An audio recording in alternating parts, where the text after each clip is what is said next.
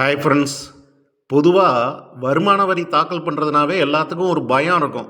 ஏன்னா அதில் ஒரு சின்ன தப்பு வந்துட்டால் கூட மிகப்பெரிய சிக்கலை உண்டாக்கும் அப்படின்னு சொல்லி நினைப்பாங்க. இனிமேல் இதுக்கு நீங்கள் பயப்பட வேண்டிய அவசியமே இருக்காது. ஏன்னா 1961 பழைய வருமான வரி சட்டத்துக்கு பதிலாக புதிய வருமான வரி சட்டம் 2025 அரசாங்கம் கூடிய சீக்கிரமே நடைமுறைப்படுத்த போகிறாங்க. இப்போ இதனால் இனிமே வருமான வரி தாக்கல் பண்ணுறவங்களுக்கு எந்த ஒரு சிக்கலும் ஏற்படாது, ஈஸியாகவே இதை அவங்க ஃபைல் பண்ண முடியும் அப்படின்னு சொல்கிறாங்க. அதோடு இல்லாமல் நீங்கள் வேணும்னே திட்டமிட்டு வருமானத்தை மறைச்சிருந்தாலோ அல்லது அந்த வருமானத்துக்கான சோர்ஸை நீங்கள் காமிக்காமல் விட்டிருந்தாலோ கடுமையான அபராதம் விதிக்கப்படும் அப்படின்னும், அது மட்டும் கிடையாது, வழக்கு நிலுவையில் இருக்கும்போது அபராத தொகைக்கு சில சந்தர்ப்பங்களில் வட்டி வசூலிக்கப்படாது அப்படின்னும் சொல்லியிருக்காங்க. இன்னும் இது மாதிரி இதில் என்னென்ன விஷயங்கள் சொல்லியிருக்காங்க அப்படின்றத பற்றி தான் இன்றைக்கி இந்த வீடியோவில் நம்ம முழுசாக தெரிஞ்சுக்க போகிறோம்.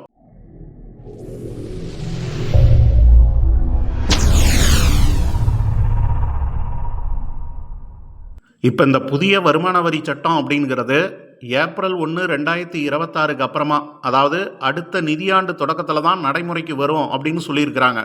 அது வரலும் இந்த பழைய வருமான வரி சட்டம் தான் முழுமையாக செயல்பாட்டில் இருக்கும் அப்படின்னு சொல்லப்படுது. இப்போ இந்த அபராதத்தை பற்றி நாம் கொஞ்சம் டீட்டெயிலாக பார்த்துடலாம்.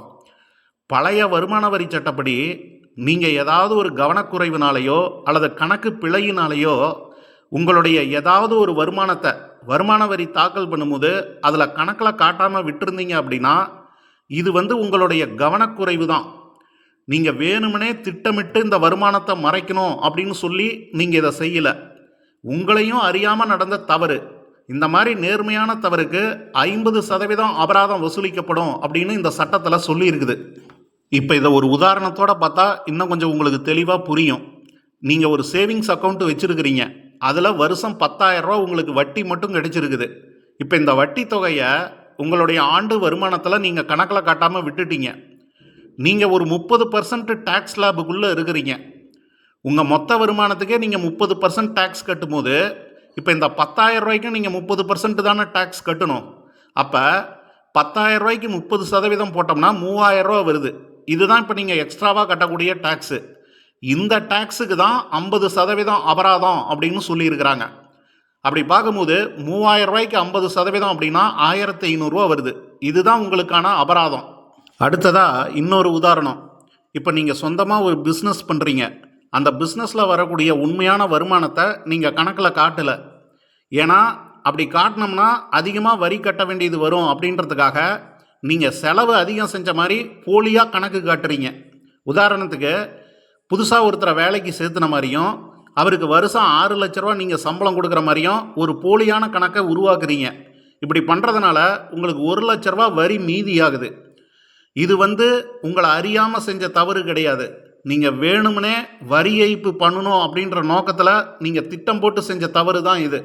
இப்போ இந்த மாதிரி தவறுக்கு 200% அபராதம் விதிப்பாங்க.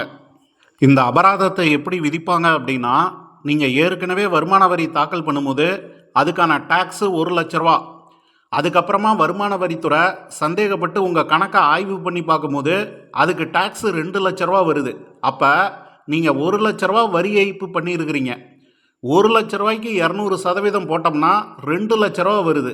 இந்த 2 லட்ச ரூபா தான் நீங்கள் கட்ட வேண்டிய அபராத தொகை. பழைய வருமான வரி சட்டத்தின்படி நீங்கள் ஏற்கனவே வருமான வரி கணக்கு தாக்கல் பண்ணியிருப்பீங்க. அதில் சில வருமானத்தை தவறுதலாக நீங்கள் கணக்கில் காட்டாமையே விட்டுருப்பீங்க.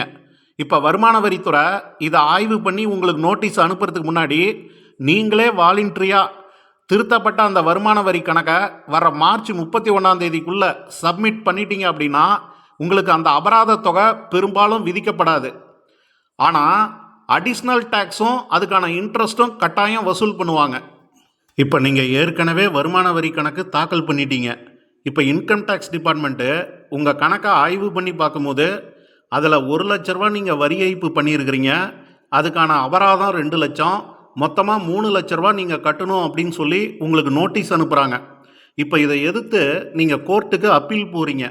அப்படி அப்பீல் போகிறதுக்கு முன்னாடி அந்த வரி ஏய்ப்பு பண்ண 1 லட்சம், அதுக்கான அபராதம் 2 லட்சம், மொத்தமாக 3 லட்ச ரூபா. இந்த 3 லட்சத்துக்கு நீங்கள் 10% முன்கூட்டியே டெபாசிட் பண்ணி ஆகணும்.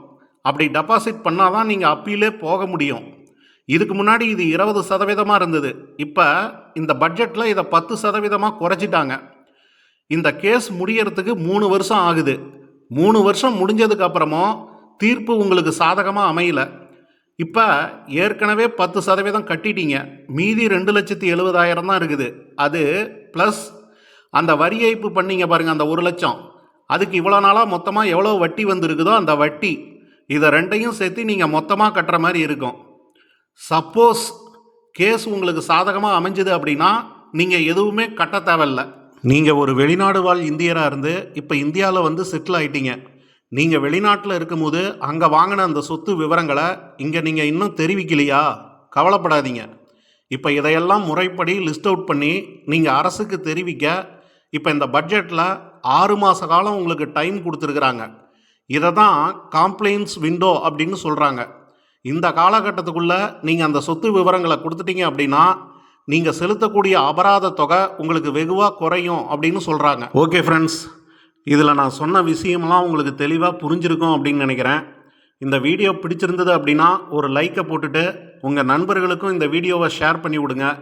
அவங்களுக்கும் இது உபயோகமாக இருக்கும். இது போன்ற பயனுள்ள தகவலுக்கு நம்ம சேனலை மறக்காமல் சப்ஸ்கிரைப் பண்ணிவிடுங்க. மீண்டும் ஒரு நல்ல பதிவில் சந்திப்போம். நன்றி.